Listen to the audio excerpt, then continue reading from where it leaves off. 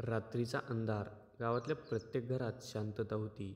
पण त्या शांततेत दडला होता एक असा गुन्हा ज्याने संपूर्ण औरंगाबाद हादरलं. मुलाने वडिलांची अनैतिक संबंधांना विरोध केला आणि वडिलांनीच स्वतःच्या मुलाचा गळा दाबून खून केला. होय, ही खरी घटना आहे आणि ती उघडकीस आली तेव्हाही तब्बल 1.5 वर्षांनी. 25 एप्रिल 2018ची सकाळ. गारखेडा रेणुकानगरच्या दुसऱ्या मजल्यावर अचानक हक्काने जागणाऱ्या राहुल अशोक जाधवचा मृतदेह सापडतो. तो छताला लटकलेला होता, बेडशीट गळ्यात अडकलेलं. घरातील लोकांनी लगेचच सांगितलं, राहुलने आत्महत्या केली. पोलीस आले, प्रकरणाची नोंद झाली, अकस्मात मृत्यू फाईल बंद झाली. पण सत्य मात्र गाडलं गेलं होतं. राहुल फक्त 30 वर्षाचा होता.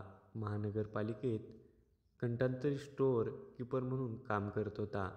त्याचे वडील अशोक जाधव महापालिकेत वरिष्ठ लिपिक होते. अशोकचे घरासमोर राहणाऱ्या एका महिलेबरोबर अनैतिक संबंध होते. संपूर्ण कुटुंबाला ही गोष्ट माहीत होती. आई, भाऊ, बहीण आणि राहुललाही. पण राहुलने वडिलांना थेट विरोध करायला सुरुवात केली. त्यामुळे घरात रोज वाद व्हायचे. 2017मध्ये राहुलचं लग्न झालं.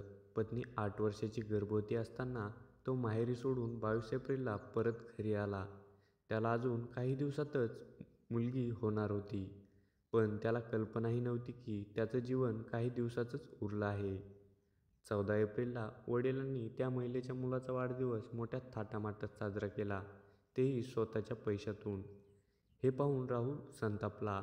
तो थेट त्या महिलेच्या घरी गेला, शिवीगाळ केली आणि घरात प्रचंड भांडणं झाली. रात्री 1:30 वाजता राहुल वरच्या मजल्यावर एकटाच झोपायला गेला आणि त्याच रात्री वडिलांनी ठरवलं, मुलगा राहिला तर त्याचे गुप्त संबंध जगासमोर येतील. मग वडिलांनी स्वतःच्या मुलाचा गळा दाबून खून केला. राहुलला मारल्यानंतर अशोकने बेडशीट गळ्यात अडकवलं, त्याला छताच्या हुकाला लटकवलं. पोलिसांना संशय येऊ नये म्हणून हुक वाकवून ठेवला. सकाळी मात्र तोच मोठ्याने आरडाओरडा करू लागला, माझ्या मुलाने आत्महत्या केली. घरातले सगळे भयभीत आणि पोलिसांनाही तसंच नोंद करून फाईल बंद केली. राहुलच्या मृत्यूनंतर 1.5 वर्षांनी त्याच्या पत्नीने एका गोंडस मुलीला जन्म दिला. पण तिचं मन कधीही शांत झालं नाही. तिला नेहमीच संशय होता की राहुलने आत्महत्या केली नाही, तो मारला गेला. पण सासऱ्याच्या दहशतीमुळे ती गप्प राहिली. शेवटी ती माहेरी निघून गेली. 1.5 वर्षांनी 2019मध्ये पुंडलिकनगर पोलीस ठाण्याचे प्रभारी निरीक्षक घनश्याम सोनवणे प्रलंबित प्रकरणाच्या फाईल तपासत होते. त्यांच्या हातात आली राहुलची फाईल. त्यांना कुतूहल वाटलं, शवविच्छेदनाचा अंतिम अहवाल फाईलमध्ये का नाही. त्यांनी तात्काळ घाटी हॉस्पिटलशी संपर्क साधला आणि अहवाल मिळाल्यावर त्यांचा संशय खरा ठरला. अहवालात स्पष्ट लिहिलं होतं, राहुलचा मृत्यू गळा दाबल्याने झाला आहे. म्हणजेच आत्महत्या नव्हती, तो खून होता. सोनवणे यांनी लगेच उपयुक्त डॉक्टर राहुल खाडे, सहाय्यक उपयुक्त रवींद्र साळुंखे यांना माहिती दिली. टीम तयार झाली. उपनिरीक्षक विकास खटके, विनायक कापसे यांच्यासह त्यांनी तपास सुरू केला. आणि मग एकामागोमाग एक पुरावे समोर येऊ लागले. ज्या खोलीत राहुलचा खून झाला तिथे पंचनाम्यात एक फुटलेला चष्मा सापडला होता. तो अशोकचाच होता. राहुल आणि वडिलांत झटापट झाली होती तेव्हाच तो फुटला होता. घराचा मुख्य दरवाजा आतून बंद होता, म्हणून बाहेरच्या कोणी हा गुन्हा केला असण्याची शक्यता नव्हती. अशोकच्या घरात पोलीस शिरताना शेजारची ती महिला घाबरली.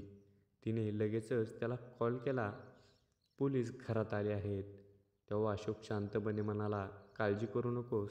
नंतर पोलिसांसमोर तिने सांगितलं, तो नेहमी म्हणायचा, मुलाला संपवून टाकतो. मी त्याला विरोध करायचे, पण खून केल्यावर तो माझ्याकडे आला, दारू प्याला आणि म्हणाला मी त्याला मारलं.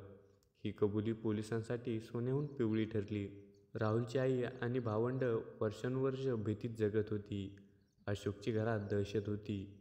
तो म्हणायचा, कोणाला काही सांगितलं तर तुमच्या आईला मारून टाकेन. म्हणून सगळे गप्प होते. पण मनात राग, दुःख आणि वेदना साचून राहिल्या. जेव्हा पोलिसांनी सत्य बाहेर काढलं तेव्हा आईच्या डोळ्यातून अश्रू वाहू लागले. ती म्हणाली, देवाने उशिरा का होईना पण तुम्हाला पाठवलं. आता माझ्या मुलाला न्याय मिळेल. पोलिसांनी अशोक जाधवला अटक केली. महानगरपालिकेचा वरिष्ठ लिपिक पण आतून गुन्हेगार.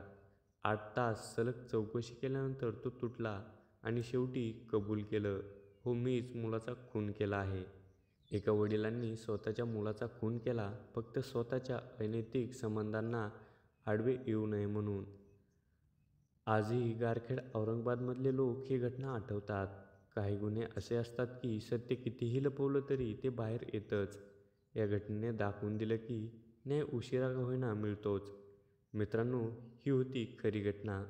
मुलाचा खून वडिलांनीच केला आणि आत्महत्येचा बनाव रचला. तुम्हाला काय वाटतं, अशा गुन्हेगाराला शिक्षा किती कठोर असावी? कमेंटमध्ये नक्की सांगा.